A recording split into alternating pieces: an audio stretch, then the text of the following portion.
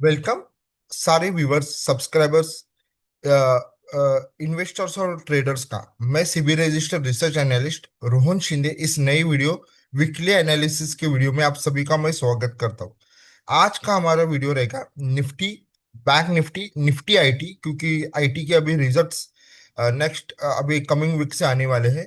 और mid cap और small cap इसका वीकली व्यू लेंगे हम क्या है।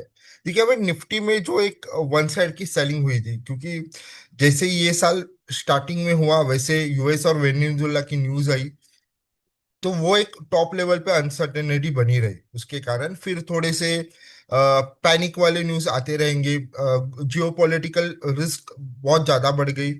उसके बाद सेकेंड था कि जब यूएस ने कहा था कि रशियन ऑयल जो इंपोर्ट कर रहे कंट्री उनके ऊपर हम लोग 500% का टैरिफ लगाएंगे, और उसके बाद फिर एक सेलिंग आके पैनिक सेलिंग हुई। ये सब लास्ट वीक में हुआ। अभी सवाल ये है कि क्या ये निफ्टी इन दो बड़े कैंडल्स को देख के, ज्यादा करके थर्सडे और फ्राइडे को जो एक बड़ी सेलिंग आई है उसको देख के, क्या ये इसी तरह से कंटिन्यू होगा या कुछ चांसेस बनता है बाउंस बैक के लिए। देखिए, अगर हम पूरे इसकी बात करें, अगर हम इस पूरे आप अगर इसको देखो, मैं चाहता हूं कि आप अगर इस पूरे एनालिसिस को यहाँ से अगर पूरे प्राइस एक्शन का आप वॉच करो, तो आपको देख रहा है कि निफ्टी का ट्रेंड बहुत ही ज्यादा कंसोलिडेट या बहुत ही ज्यादा साइडवेज है, और इसमें बहुत सारा टाइम जा रहा है। क्योंकि अगर उसके पहले भी था ये वाला up down up down up down, तो एक स्मूथ ट्रेंड तो निफ्टी में अभी बिल्कुल है ही नहीं। मतलब भले निफ्टी टॉप के ऊपर है, लेकिन जो स्मूथ रहता है, जैसे बुलिश रहता है तो इस तरह से जो वन वे में मार्केट रैली करता है, या बेरिश होता है तो भी वन वे में डाउनफॉल आता है, तो उस टाइप का ट्रेड ये है ही नहीं। ये बात का ध्यान जरूर रखिए। तो ये टाइम काफी ले रहा है, और भले ही ये हाइस इसने नए हाइस बनाए, और लेकिन ट्रेंड जो है वो बहुत ही वीक है। मतलब मोमेंटम वीक है, मैं बोलूंगा मोमेंटम बहुत ही वीक है, चाहे वो बुलिश हो या बेरिश हो। तो सेम वो भी कंटिन्यू करने की कोशिश है। तो ये वीक में हमारा जो एक इम्पोर्टेंट सपोर्ट निकल के आ रहा है वो है 25,600, ये वाला। हो सकता है थोड़ा सा और पैनिक सेलिंग की द्वारा या जियोपॉलिटिकल रिस्क इसको भी ब्रेक करे, लेकिन जो फाइनल सपोर्ट बनेगा वो बनेगा 25,450। लेकिन अगर ये जैसे कि ये मैंने डार्क ग्रीन लाइन इसलिए की क्योंकि यहाँ से फिर बाउंस आने के चांसेस काफी है। लेकिन उसके पहले हमें डेली क्लोजिंग चाहिए 25,600 के नीचे, नहीं तो यहाँ पे भी 25,600 या उसके ऊपर से भी निफ्टी में बाउंस आ सकता है। क्योंकि ओवरऑल जो ट्रेंड है वो कोई भी निफ्टी मोमेंटम नहीं पकड़ रहा है। तो लग सकता है कि यहाँ से ये डाउनफॉल इसी तरह से रहेगा, लेकिन वैसा नहीं रहेगा। यहाँ से वापस एक बाउंस होने के चांस है, लेकिन वो लार्जर पिक्चर में देखिए तो एक रेंज में ही निफ्टी ऊपर नीचे करता रहेगा। तो ये लार्जर रेंज है, भले बाउंस आ सकता है ये वीक में, उसकी प्रोबेबिलिटी बहुत ज्यादा है। और 25,600 के ऊपर नजर रखिए। वो अगर होल्ड करता है तो बहुत ही स्ट्रांग बाउंस होकर वापस इन ऊपर के लेवल, मतलब 25,800 पहला रहेगा, उसकी ऊपर निकल के वापस 26,000 लेवल को क्लेम करेगा।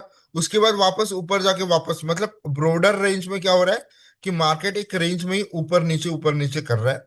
अभी तक इसको देख के, ये दो कैंडल्स को देख के ये नहीं है कि मार्केट वन वे में अभी डाउन साइड में या बेरिश में जाके इसी तरह से फॉल होगा।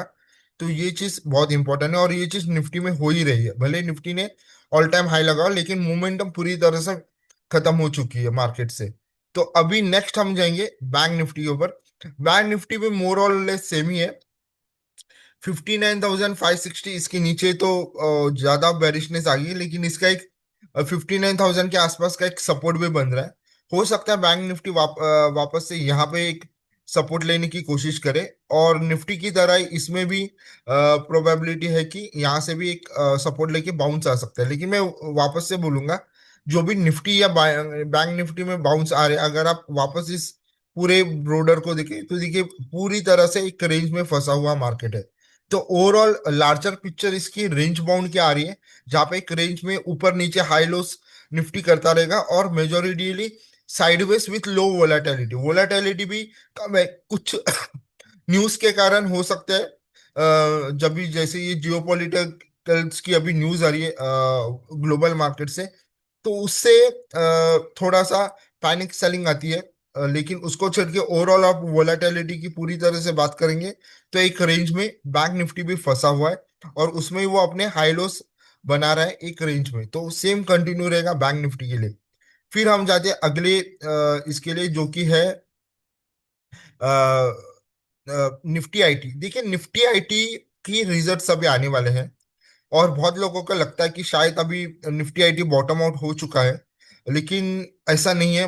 जो मुझे लग रहा है कि ऊपर लेवल पे रेजिस्टेंस काफी स्ट्रांग है और वो रेजिस्टेंस अभी तक तो क्लियर क्लियर नहीं हुए।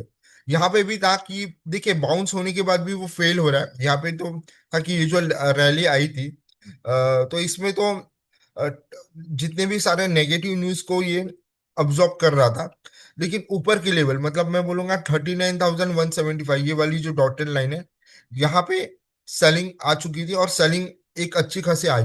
उसके बाद बाउंस भी आया 37,400 के आसपास से, फिर से सेलिंग आई। तो ओवरऑल इसका भी ट्रेंड बेरिश टू साइडवेज ही है। और रिजल्ट्स अभी सेशन शुरू होने वाला है निफ्टी आईटी का।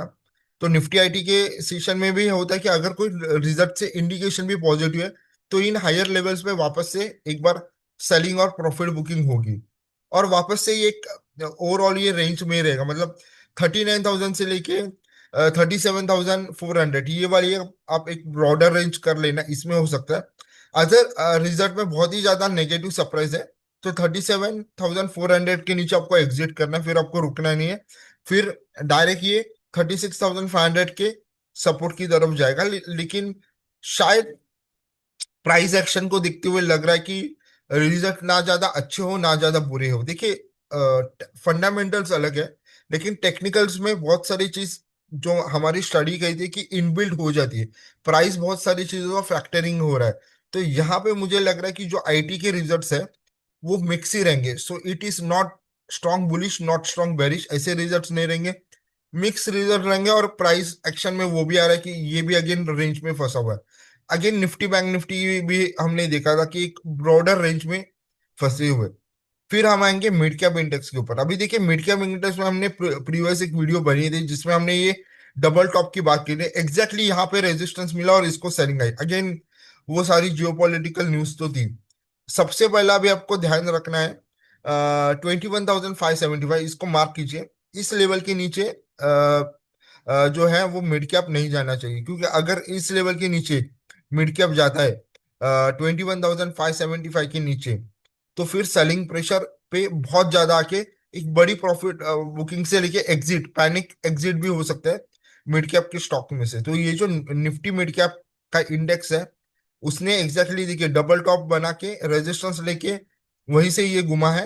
लेकिन अभी भी होप है क्योंकि 21,575 का सपोर्ट है, वो हो सकता है टेस्ट करके वापस एक बाउंस करे। लेकिन अगेन ओवरऑल तो ये भी रेंज में रहने की भी प्रोबेबिलिटी है, इसकी भी रेंज की भी प्रोबेबिलिटी है। फिर हम आएंगे स्मॉल कैप। देखिए हमने बहुत प्रीवियस वीडियो से कहा था कि स्मॉल कैप डाउन ट्रेंड में है और उस पे हर बाउंस पे सेलिंग आएगी और एग्जैक्टली वही हुआ। यहाँ पे भी बहुत लोगों को लगा कि ये बॉटम आउट होके जा रहा है, लेकिन अगर आप इस वाले ट्रेंड लाइन में जानबूझ के डालिए डॉटेड, यहाँ पे देखिए ये रेजिस्टेंस है और यहाँ से वन साइड सेलिंग है। तो ये तो एक डाउन ट्रेंड वाला एक कंप्लीट फैक्टर है। इससे देखिए अगर आपने स्मॉल कैप में आपका वेटेज ज्यादा है और बहुत सारे लोग आए तो आपको ये गलती माननी पड़ेगी कि आपने गलत शेयरों में गलत लेवल पे एंट्री किया।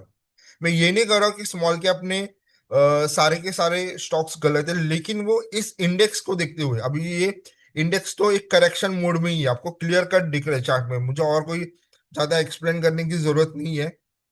तो उसमें गलत स्टॉक गलत मतलब wrong stock at wrong price बहुत ज्यादा डैमेज कर दे। और कुछ लोगों के 70-80% तक के पोर्टफोलियो डाउन है क्योंकि उन्होंने इंडेक्स तो ऑलरेडी आपको डाउन ट्रेंड में दिख रहा है, लेकिन स्टॉक्स में आप देख सकते हो तो कितना बड़ा डाउन ट्रेंड आ रहा है। तो आपको इससे सीखना पड़ेगा।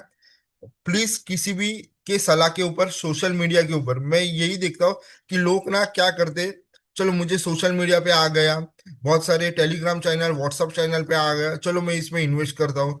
उनको वो खुद खुद रिसर्च नहीं करना चाहते। चलो फ्री में मिल रहा है ना, लेकिन क्या हो रहा है ना, आपका अभी रिकवरी भी नहीं हो रही है। तो उस बात का भी ध्यान रखो कितने लोगों की रिकवरी हो रही नहीं हो रही है, क्योंकि वो परेशान है कि भाई हमें एग्जिट चाहिए, एग्जिट नहीं मिल रहा, प्रॉफिट बहुत दूर की बात है। हमारा कैपिटल निकल है, बहुत सारे लोगों का ये, बस हमारा एक बार कैपिटल निकल जाए बस हो गया, हमें प्रॉफिट नहीं चाहिए अभी। लेकिन वो भी नहीं हो रहा क्योंकि पोर्टफोलियो इतने डाउन है जिनके स्मॉल कैप में ज्यादा बने हुए हैं। तो इस बात का ध्यान जरूर रखिए। कोई भी आपको अगर कोई चीज फ्री में दे रहा है ना, तो उसकी इतनी बड़ी कीमत आपको चुकानी पड़ रही है। तो ये तो गलती आपकी है, क्योंकि इससे आप अच्छे स्टॉक्स में भी इन्वेस्ट नहीं कर पाते जो परफॉर्म करते हैं। ऐसा नहीं कि सारे के सारे स्टॉक डाउन है। अभी तो ये जियोपॉलिटिकल न्यूज था, लेकिन जैसे मार्केट रिकवर होता है तो वो स्टॉक ऑलरेडी अपना बुलिश ट्रेंड चलाते ही रहते हैं। ऐसे है स्टॉक, हम अपने क्लाइंट्स को ऐसे ही स्टॉक्स रिकमेंड करते हैं, क्योंकि वो उसमें हमारा रिसर्च रहता है। तो अगर आप इसी तरह से 2026 में भी अपना पोर्टफोलियो का ध्यान नहीं रखेंगे, कोई भी दे रहा है, और वो देखिए उसमें एक ही चीज है कि वो डिस्क्लेमर पे आपको क्या देते हैं, for educational purpose, I am not a CB registered research analyst, जो दे रहे, तो वो खुद ही कर रहे हैं ना कि वो एक्सपर्ट नहीं है, वो एजुकेशन पर्पस से दे रहे, तो उनका वो रिसर्च नहीं है। लेकिन आपको वो फ्री में मिल रहा है, तो फ्री का कितना बड़ा प्राइस आपको मिल रहा है, क्योंकि हाई पे भी, जब भी निफ्टी हाई पे था, इस बात को मैं थोड़ा सा बोलूंगा, तो भी बहुत लोग दुखी थे कि निफ्टी ने तो नया हाई बना लिया, हमारा पोर्टफोलियो में तो कोई रिकवरी नहीं हो रही, क्योंकि आपने फॉलो ही उन लोगों को किया, या उन लोगों की अपने फ्री के एडवाइस के ऊपर आप बहुत ही डिपेंड हो, सोशल मीडिया टाइप। तो आपको लगता है कि हाँ बस उन्होंने, किसी ने मल्टी बैगर बोल दिया तो ये होने वाला है, उसका टारगेट आने वाला है, तो आपको पोर्टफोलियो में उसके रिजल्ट्स मिल रहे हैं। क्योंकि देखिए एफडी जो है, आप सभी को जानते हो, 6.50 की करीब आपको बैंक की एफडी दे रही है। इंडिया की ग्रोथ भी अभी 8% है जीडीपी, आपका पोर्टफोलियो उतना भी नहीं कर रहा है। तो फिर आपको सोचना पड़ेगा, नहीं होगा तो आपको एक ही चीज है फिर इससे, जो मैंने देखा है कि लोग फिर इंटरेस्ट छोड़ देते हैं, स्टॉक पोर्टफोलियो को देखते नहीं है, पोर्टफोलियो अंडर परफॉर्मिंग करता रहता है, और इनडायरेक्टली और डायरेक्टली उनका स्टॉक मार्केट से एग्जिट होता है। तो इस बात के ऊपर आप जरूर सोचिए। तो ये था हमारा वीकली का, इस वीक का एनालिसिस। आपको कैसा लगा इसमें कमेंट कीजिए, शेयर कीजिए। आपके अगर कुछ डाउट या क्वेरीज रहेंगे तो हमारे कॉन्टैक्ट नंबर नीचे दिया हुआ है डिस्क्रिप्शन में, आप हमें व्हाट्सअप या कॉल भी कर सकते हैं। Thank you.